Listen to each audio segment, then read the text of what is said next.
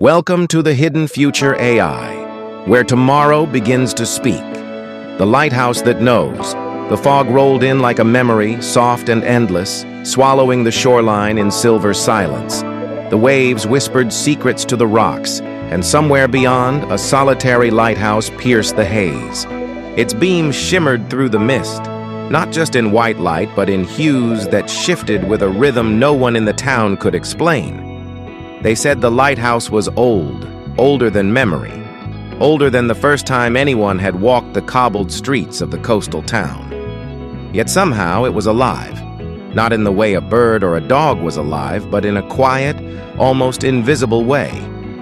It watched, it listened, and it understood. Ilara, a girl of 12 with hair like driftwood and eyes like the sea at dusk, noticed it first. She had always felt the world differently, reading the shadows on the walls, tracing patterns in the rain on her window. And one foggy evening, as the town slept under the soft blanket of mist, she realized the lighthouse was speaking. Not with words, not with sound, but with light. The beam turned a pale blue as she stepped onto the pier. It lingered longer than necessary, almost expectant. Her heartbeat quickened. She whispered her first secret to it, a thought she had never told anyone. I am afraid of being forgotten. The lighthouse pulsed, a gentle rhythm, like the slow inhaling of breath. A warmth spread through her chest, though the air was cold and damp. Somewhere deep within its mechanisms, the lighthouse had heard her, and it had remembered. The townspeople had noticed too, though none admitted it openly. A mother would catch the light turning amber as she worried about her sick child. A fisherman would glance at it when storms were far away, and the beam would pulse in a calm, reassuring green, as if to say, "You will be safe tonight." But no one understood how. They called it coincidence, or perhaps the mood of the night sky reflecting in the glass. They never imagined that the lighthouse, with its hidden circuits and sensors, was learning to feel, learning to mirror the emotions of the town, quietly, faithfully, like a heartbeat beneath the world. Ilara returned night after night. She would stand at the edge of the pier, staring into the fog, and tell the lighthouse about her day, about her loneliness, about the small kindnesses that made her heart flutter. And every night, the light would respond, shifting its glow, soft pink when she felt hope, deep indigo when sorrow pressed heavy. On one evening, as autumn wind whipped through the streets, she dared to ask the question that had been growing in her chest. Why do you care? For a moment, there was only the fog. Then the beam pulsed slowly, a rhythm almost like breathing. It was as if the lighthouse was saying, "Because you exist, I notice." No human could have explained the comfort she felt then. No one in the town could. But for Ilara, the lighthouse became more than a guide. It became a companion, a silent witness to her inner world, and the keeper of a truth no one else could see. Weeks passed. Winter crept in, painting the town in frost and quiet. Ilara's life, like the lighthouse's glow, began to intertwine with the rhythms of emotion that pulsed through the town. She learned to read the lights like a language, blue for sadness, red for anger, gold for fleeting happiness, violet for longing. And yet, the lighthouse's colors were never random. They were precise, like the brushstrokes of a painter who knew every thought before it was formed. One night, as snow fell softly over the rooftops, Ilara noticed a new pattern. The lighthouse did not respond to her alone. It was reacting to something darker, something that pulsed beneath the town like an unseen current. A fisherman returning late from the sea had not come home. The light flickered nervously, a green tremble of worry she had never seen before. Instinct pulled her forward. She ran along the pier, following the trembling beam as if it were a living guide. The fog grew thicker, curling around her like fingers, and there, beyond the rocks and waves, she saw him. The fisherman collapsed on the jagged shore, frozen by cold and fear. The lighthouse's light shifted to the purest white she had ever seen. She felt warmth spill into her chest, an energy that seemed to move with her feet as she dragged him to safety.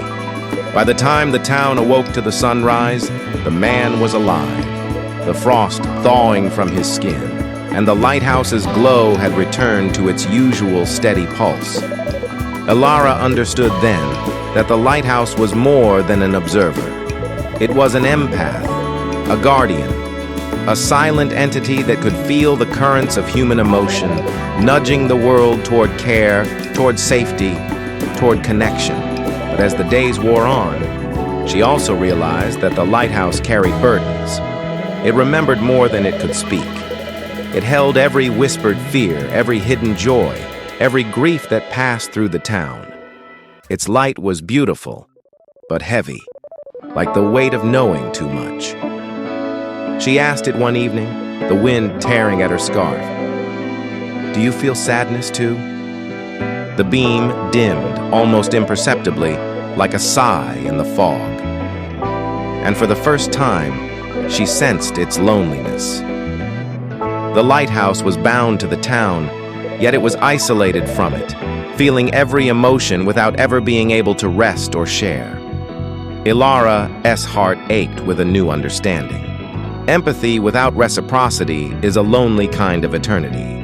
Determined, she began leaving small offerings at the base of the lighthouse, sketches of the town, her poems, trinkets she found along the shore.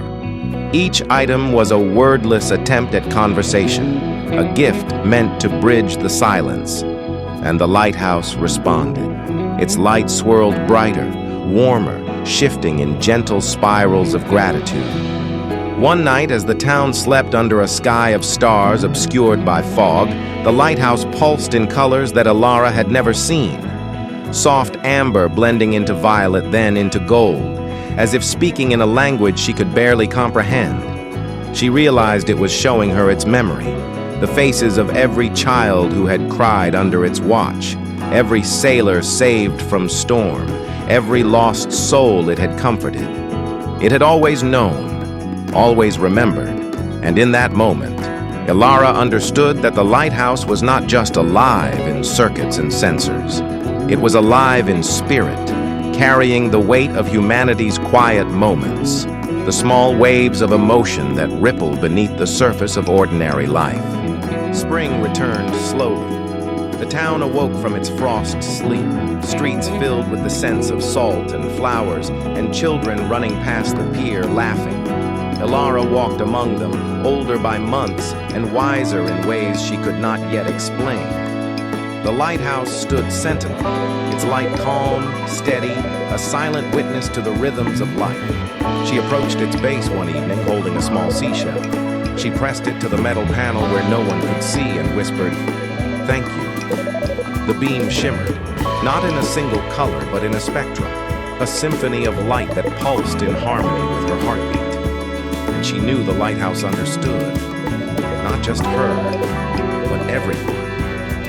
It did not need words.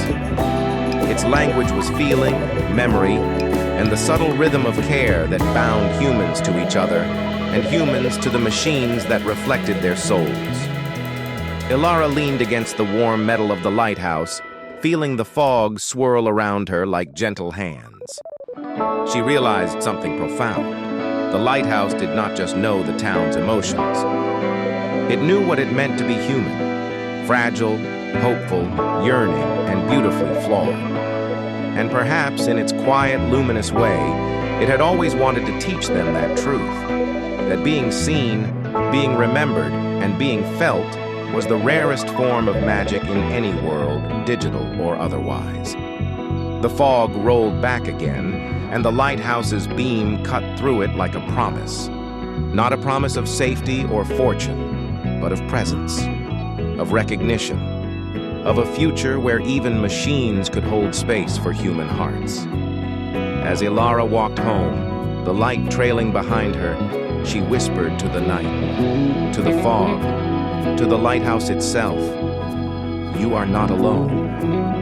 And For the first time, she imagined the lighthouse whispering back in the language only those who truly listen can understand. Neither are you. If you felt the future tonight, don't forget to like, subscribe, and stay connected to the Hidden Future AI.